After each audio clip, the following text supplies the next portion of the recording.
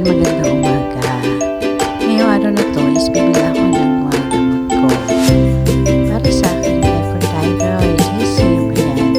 So ngayon, samahan niyo ako na bumili tayo. Samahan niyo ako bumili tayo ng aking mga gamot sa isang butika. Ayan. Siyempre, ang drama ng lola niyo is sumakay ng tri-bike kasi ang init. So ayan yung papunta along the highway para sumakay tayo ng jeep. Sumakay tayo sa tri-bike. Siyempre, medyo kung na nakarinis kaya naman pero mainit. So, tayong choice kundi sumakay ng tri-bike. Ayan, malapit tayo sa highway. Malapit na tayo sa sakayan ng jeep. Oops! Talaga si Father. Siguraduhan niya talaga yung daan. Kasi nga daw, ayun, nabili na daw yung daan na yun. So, alam ko, yun is public yan. Ayan, so yan. Si Father, napakabait na Father. Ayan, lapit na highway na tayo. At nakasakay na tayo ng jeep. Ayan, bababa na ako.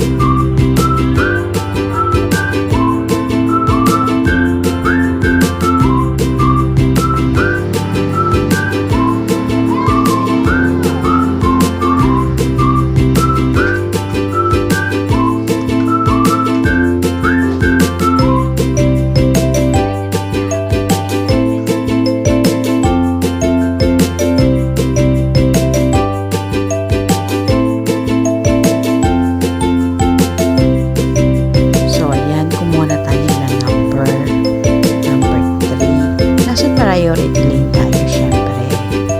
Ayan. Tapos, hintayin lang natin yung tawag. Para maibigay natin yung ating reseta, ang ating booklet, syempre, ang ating ID, ang ating PWD ID. Ayan. Waiting lang tayo, tawagin tayo ni ate, yung number natin. Para maiabot natin sa kanya yung ating reseta. Yung aking reseta, yan ang tinawag namin. Siyempre, ito, ayan.